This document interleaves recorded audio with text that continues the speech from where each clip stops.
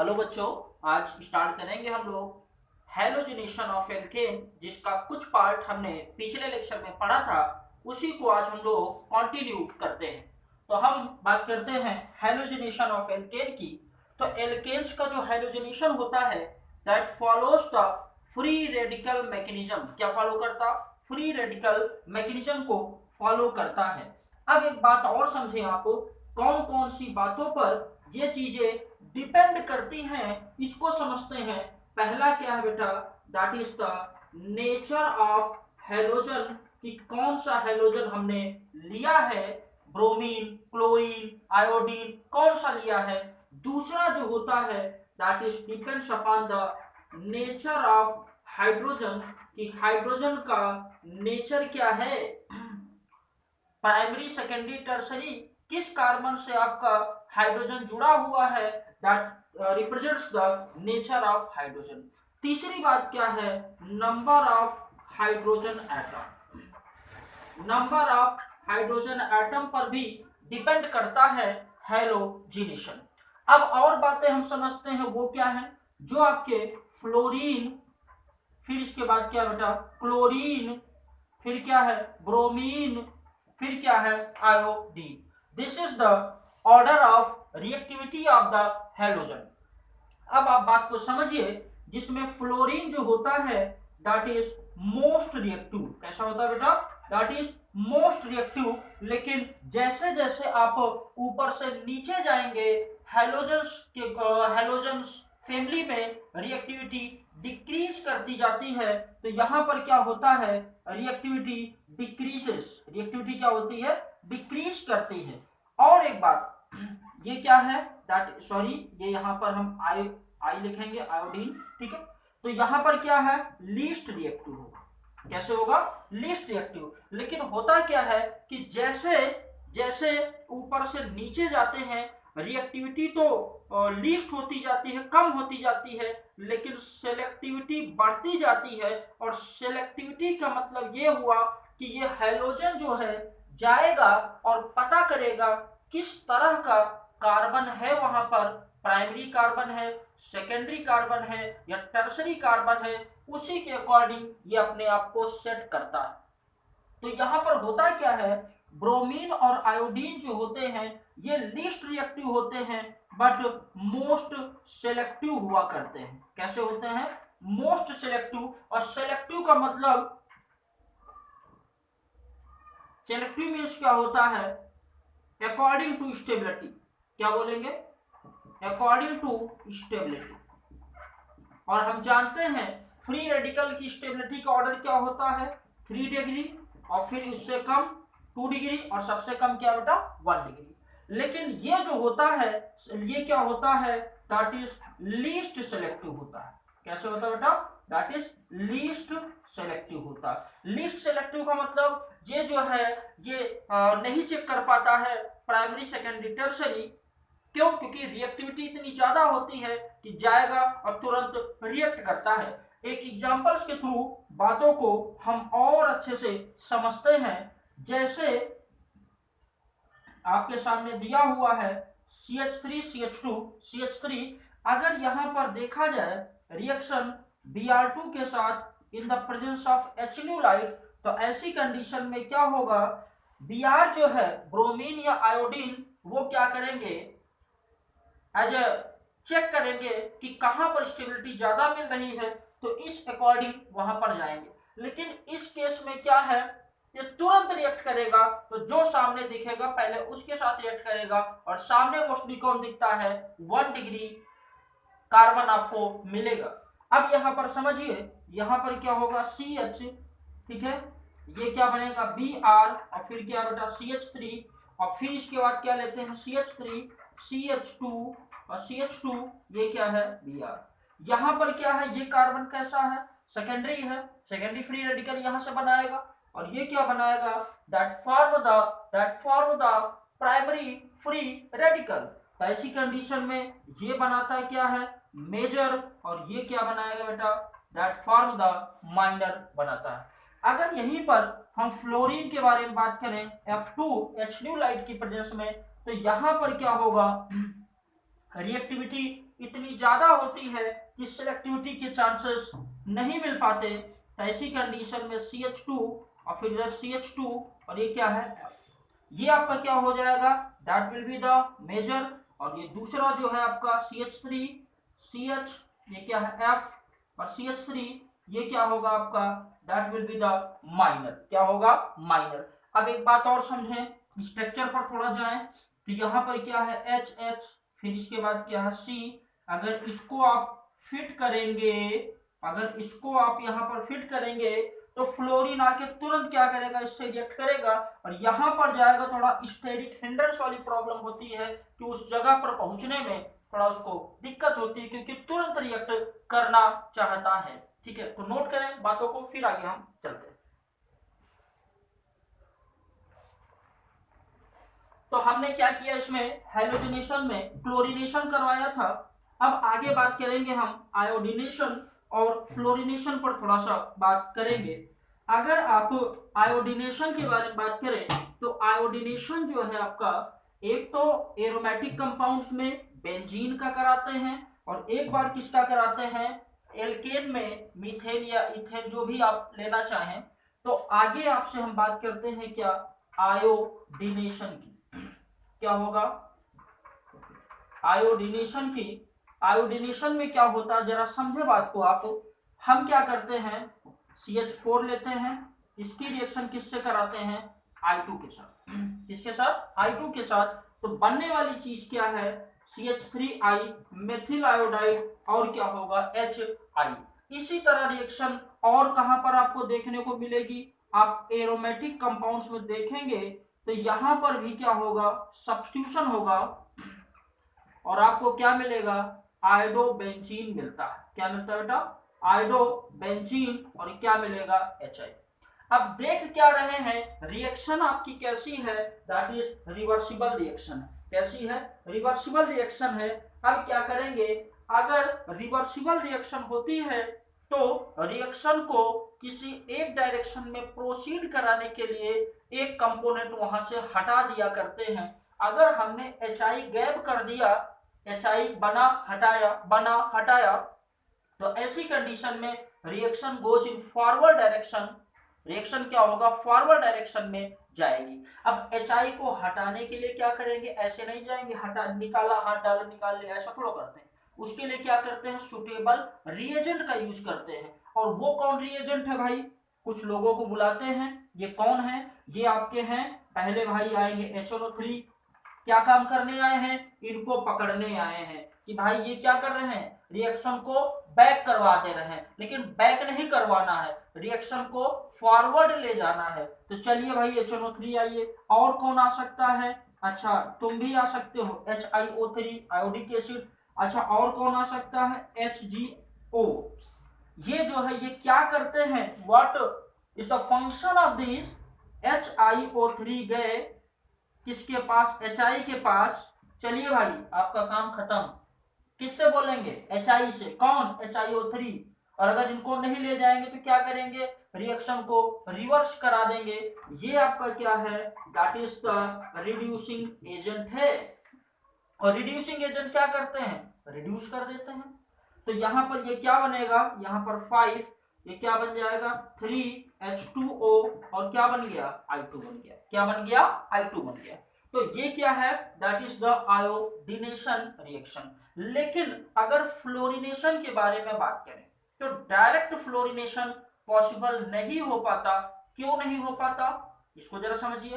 होता क्या है, अगर आप डायरेक्ट फ्लोरीनेशन कराएंगे तो होता है क्या, रिएक्शन बहुत ही एक्सप्लोसिव हो जाती है, इसीलिए डायरेक्ट फ्लोरीनेशन पॉसिबल नहीं होता है। उसका रीजन क्या होता है, जरा समझते हैं। होता क्या है कि ये जो रिएक्शन है आपका, that follows the free radical mechanism. और फ्री रेडिकल मैकेनिज्म 3 स्टेप में कंप्लीट होती है। कितने स्टेप में, 3 स्टेप में कंप्लीट होती है। कौन कौन सा, एक आपका होता है इनिशिएशन, एक होता है आपका प्रोपोगेशन, और एक आपका होता है टर्मिनेशन। फ्री रेडिकल रिएक्शन कितने स्टेप में कंप्लीट होती है, 3 स्टेप में। कौन कौन सा, इनिशिएशन, प्रोपोगेशन और टर्मिनेशन। तो होता है क्या है, फ्लोरीन जो होता है उसका बॉन्ड डिसोसिएशन एंथैल्पी कम होता है, बहुत ही कम एनर्जी में क्या होगा, फ्लोरीन ब्रेक करेगा। और दूसरी कंडीशन होता है क्या है, टर्मिनेशन स्टेप में जब आता है, जब टर्मिनेशन स्टेप आता है, ठीक है, तो यहाँ पर क्या बनेगा, ये बहुत हाई अमाउंट में एनर्जी को रिलीज करता है, और ये इतनी ज्यादा एनर्जी होती है, इतनी ज्यादा होती है कि कार्बन कार्बन तोड़ने के लिए जो चाहिए उससे कहीं ज्यादा होती है, इसीलिए क्या है, एज ए एक्सप्लोजन हो जाता वहां पर। तो डायरेक्ट फ्लोरिनेशन पॉसिबल नहीं हो पाता। अगर डायरेक्ट नहीं हो पाता, अब क्या करेंगे, तो अब हम लोग करेंगे इनडायरेक्ट फ्लोरिनेशन करेंगे। क्या करेंगे, इनडायरेक्ट फ्लोरिनेशन। और इनडायरेक्ट फ्लोरिनेशन करने का तरीका क्या होता है, that is the Swarts reaction. क्या होता है, श्वार्ट्ज रिएक्शन फ्लोराइड बनाने का। ठीक है, नोट करें, फिर आगे बात करते हैं।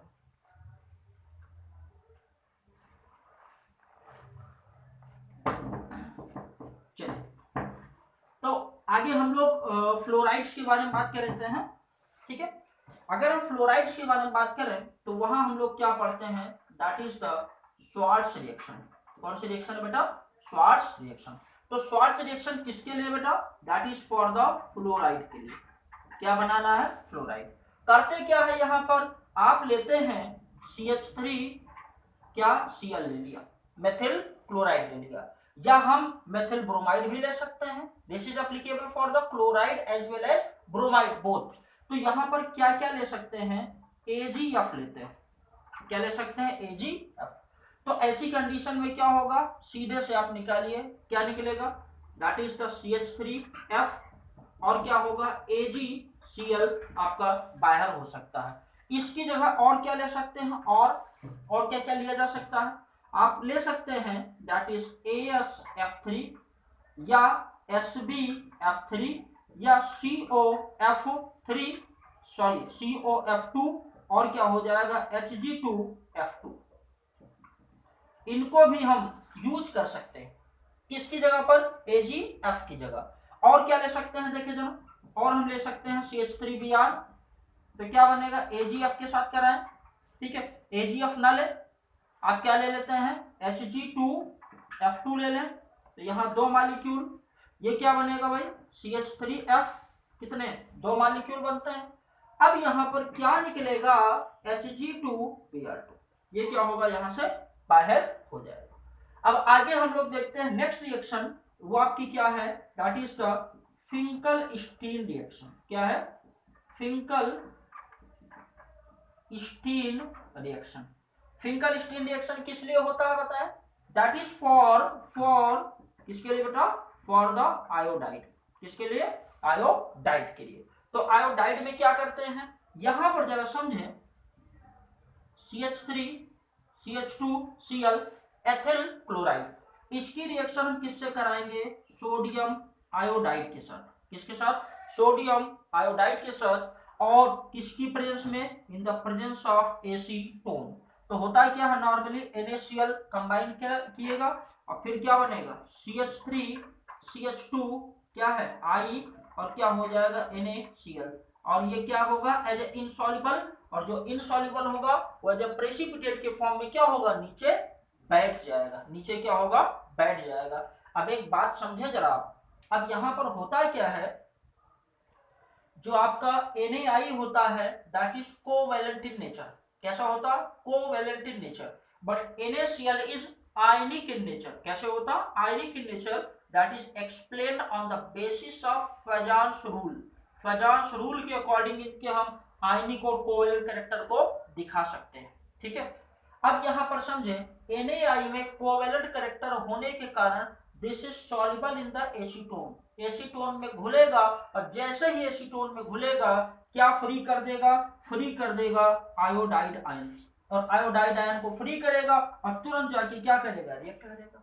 लेकिन जो आपका NaCl है या NaBr है, that is insoluble in the acetone, क्योंकि एसीटोन आपका पोलर एप्रोटिक सॉल्वेंट होता है। कैसा, पोलर एप्रोटिक सॉल्वेंट।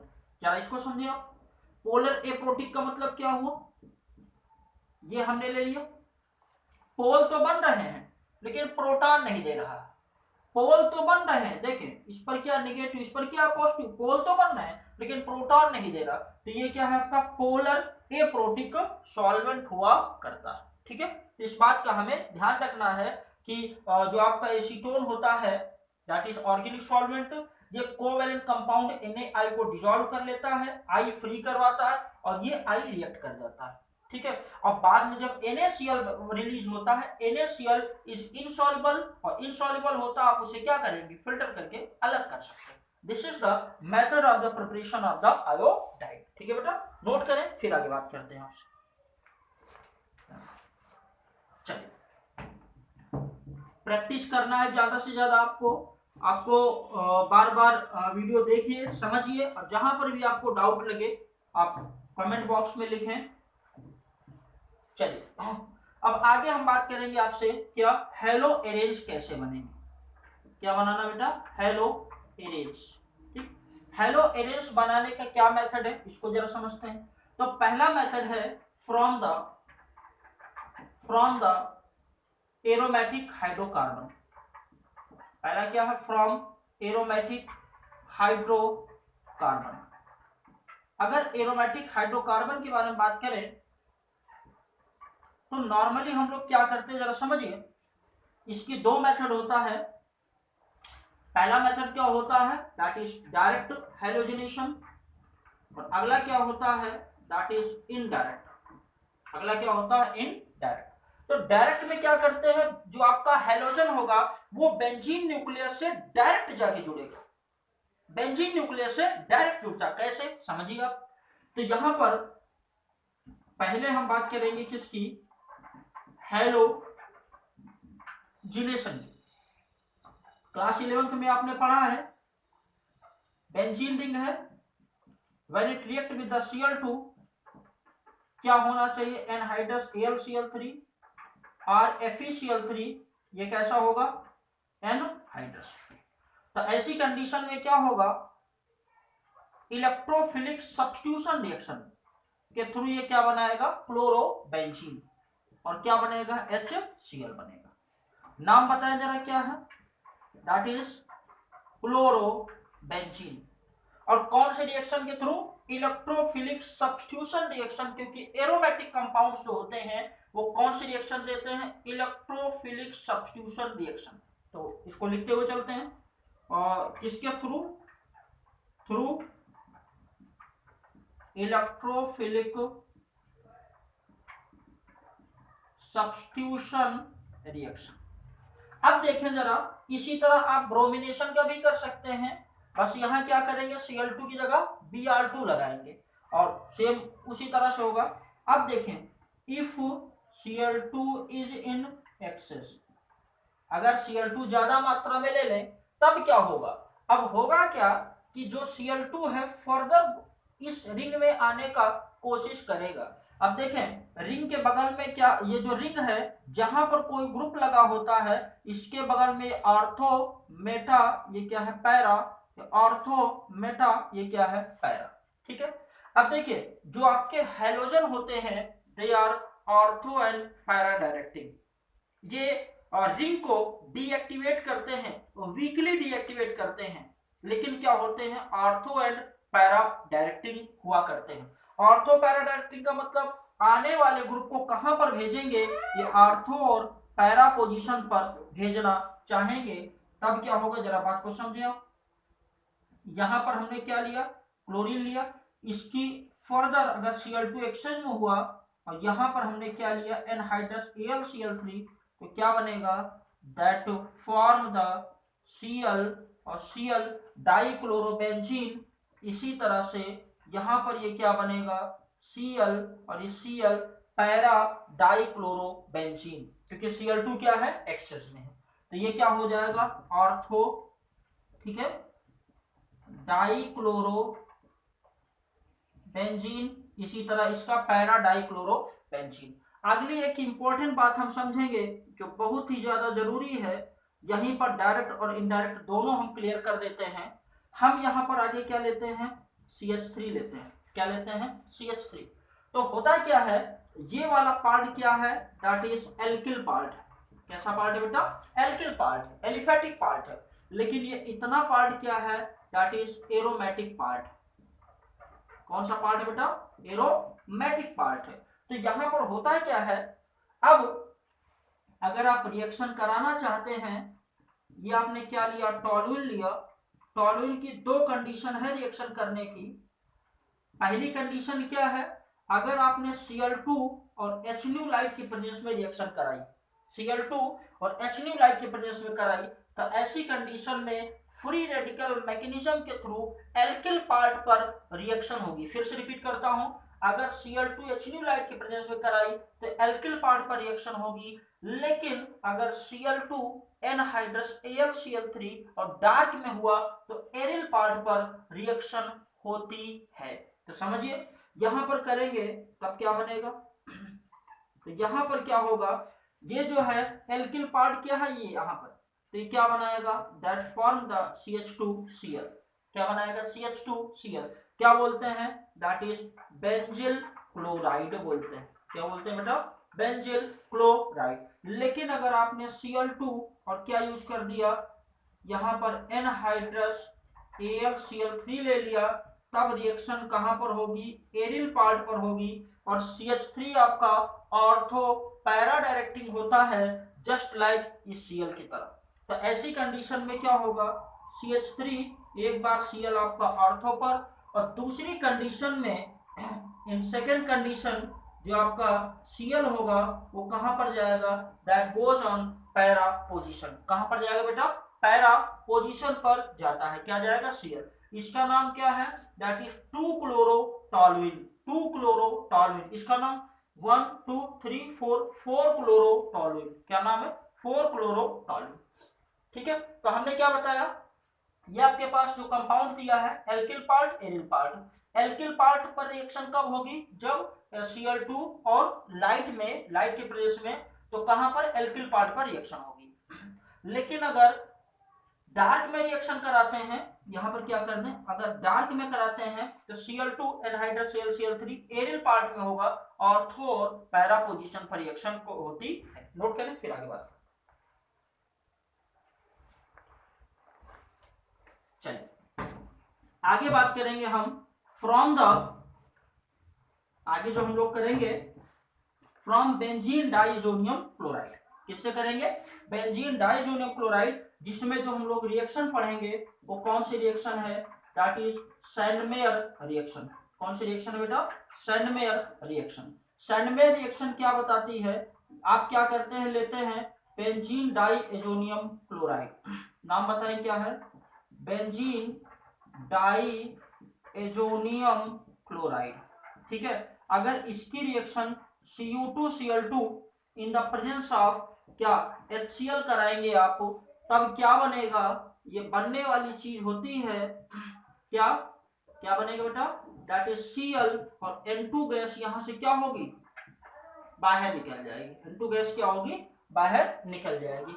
इसी तरह आप क्या करेंगे? ब्रोमाइड बना सकते हैं। ब्रोमाइड में क्या होगा? Cu2Br2 HBr, that form the, यहीं पर क्या हो जाएगा? Br लग जाएगा। क्या बनेगा? Bromo benzene. इसी से मिलती जुलती एक दूसरी रिएक्शन है जिसका नाम क्या है?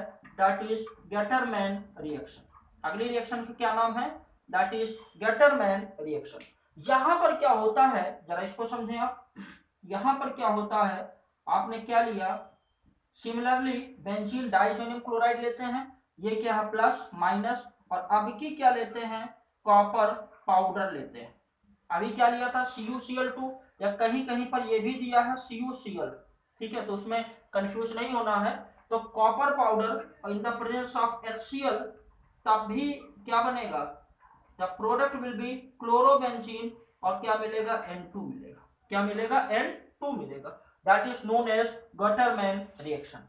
इसी तरह से आप ब्रोमाइड का भी बना सकते हैं। क्लोराइड और ब्रोमाइड के लिए आप सैंडमेयर रिएक्शन या गटरमैन रिएक्शन बोलेंगे, लेकिन आयोडाइड के लिए सैंडमेयर रिएक्शन नहीं होती है। इस बात का हमें ध्यान रखना। अगर आयोडाइड बनाना है, क्या करना है? आयोडाइड बनाना है तो हमने क्या लिया? Benzene diazonium chloride. Ki की प्रेजेंस में हमने हीट कर दिया तो क्या बनेगा, दैट बिकम द I और N2। This is not Sandmeyer reaction, ये आपका सैंडमेयर रिएक्शन नहीं होता है। ओके, ये रिएक्शन आपका सैंडमेयर रिएक्शन नहीं।